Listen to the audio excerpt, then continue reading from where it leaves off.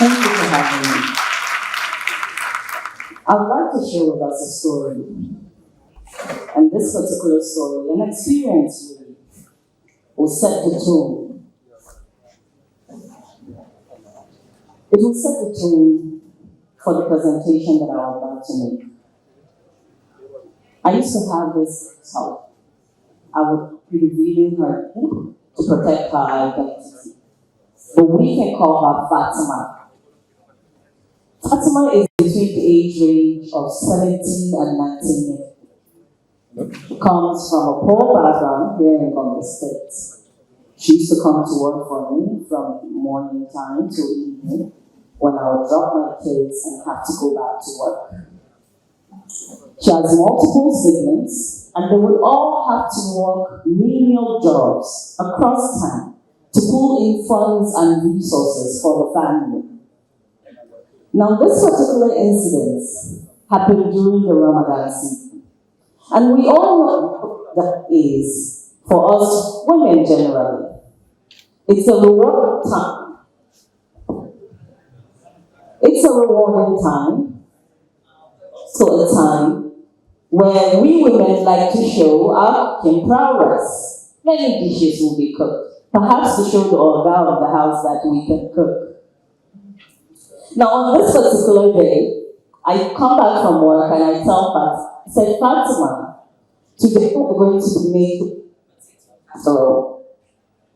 And instantly, I could see confusion on her face. And I said, don't worry, Fatima, we're going to be doing this together. I'll be teaching you this new dish. I was so excited to teach Fatima this dish.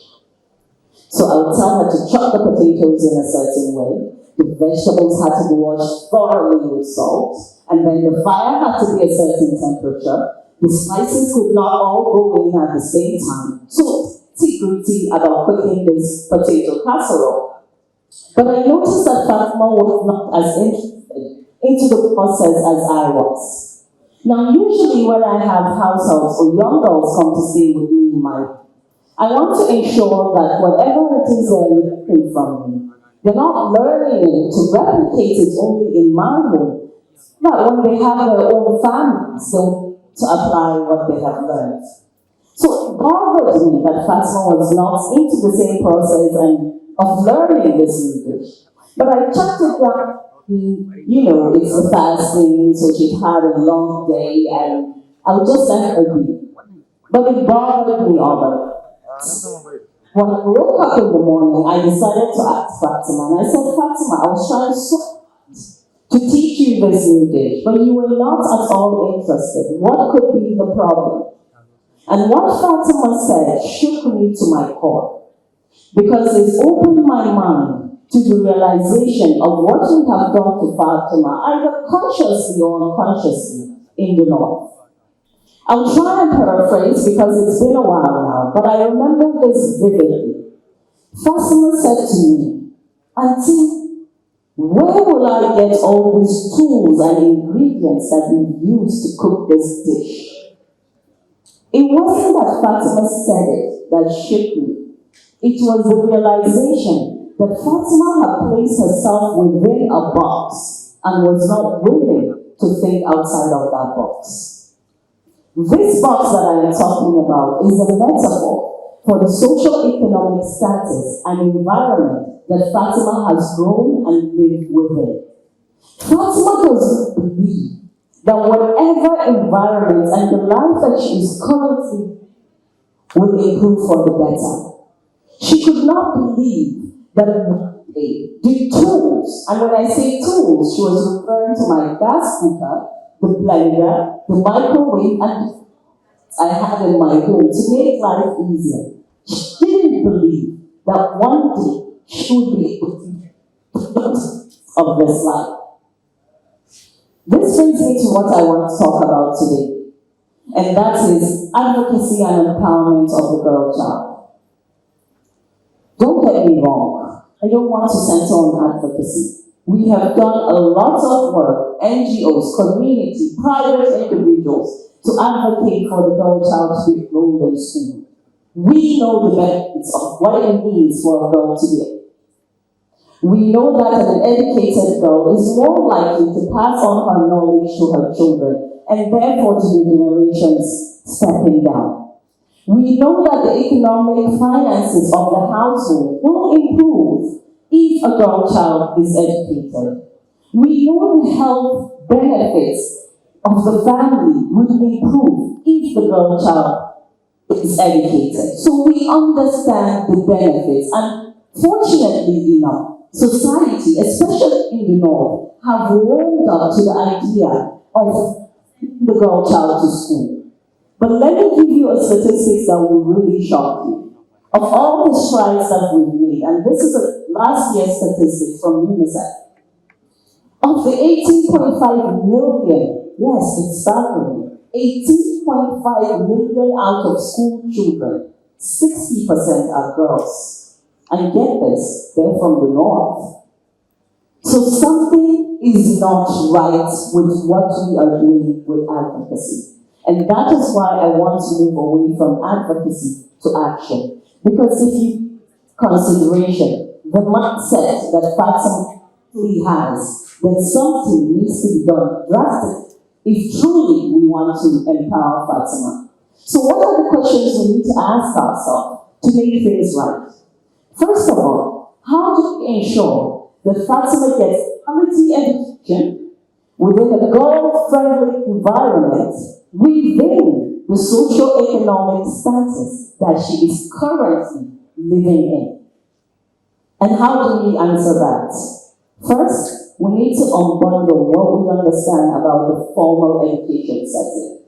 And when we say formal education setting, what are we talking about? It means an institution with a classroom, a teacher or teachers, lessons, courses, or classes that have been prescribed by the education ministry, a certain time frame that Fatima needs to be in class, lessons, tests, examinations, and ultimately what? A certificate or a degree that she would need to graduate with. This has been the discussion regarding enrolling Fatima in school. But if we really need to help Fatima, we need to adapt the education to Fatima's needs and not the other way around. We need to be able to understand where Fatima is, what her social, cultural, and economic situation is currently, to be able to fix whatever it is we are teaching Fatima at that time. How do we do this? I was opportune to be part of some phenomenal writers tasked with what I think to be one of the most impossible projects. And this was, the assignment was to teach the most common and imaginary child you know that has had no formal education, Western education, basic numeracy and literacy skill. But this is where the challenge was. We weren't allowed to use pens or papers, teachers or classrooms. We had only radio drama to do that. So what were the tasks ahead? First, we had to learn to be teachers, learn the lessons. What was it that we were trying to teach the imaginary child? Okay, we had to unlearn to be teachers because the conventional methods used in teaching wasn't going to work for the imaginary child. Remember, we are thinking about the mindset of the imaginary as well as the socioeconomic environment that he is in. Where would the imaginary child be at a certain given time? And how can we adapt whatever it is we want him to learn at time and that environment? It was a challenging task, but we were able to do it. The third perspective that we're supposed to do is to ensure that the radio drama was engaging enough so that the imaginary child can access and be the one to request for the education. We wanted him to be the one to listen to this radio drama so that he can pick out the lessons within that drama. The drama itself will be placed at certain strategic points in the Northwest, and during the time where they were all on the streets, we'll have access to listening to it.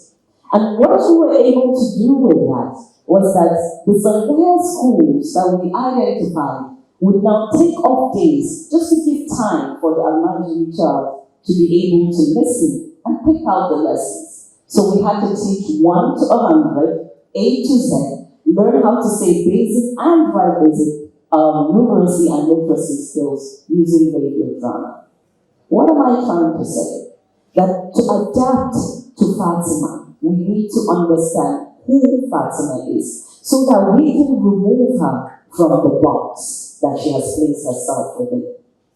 The second thing that we need to ensure Fatima is doing, and that is to get her psyche in the right place. We cannot expect Fatima to be educated when the only thing she's thinking about is how to sell her collar nuts so that she can take money home. Let's tell ourselves the truth.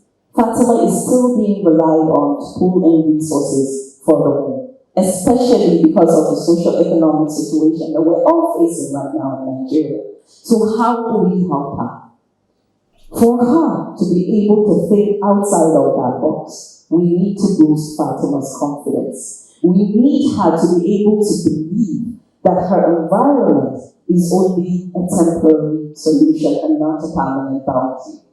How do we do that? We need to ensure that we build better mentors, better programs and activities for Fatima, wherever it is that she is. We need to be able to find out where exactly Fatima will be at any given time of the day so that we can take the education that we want her to learn at that point.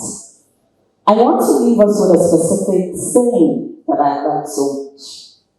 And I'm sure you've heard about it before. It goes by saying, when life gives you lemon, you make lemonade. But I say no.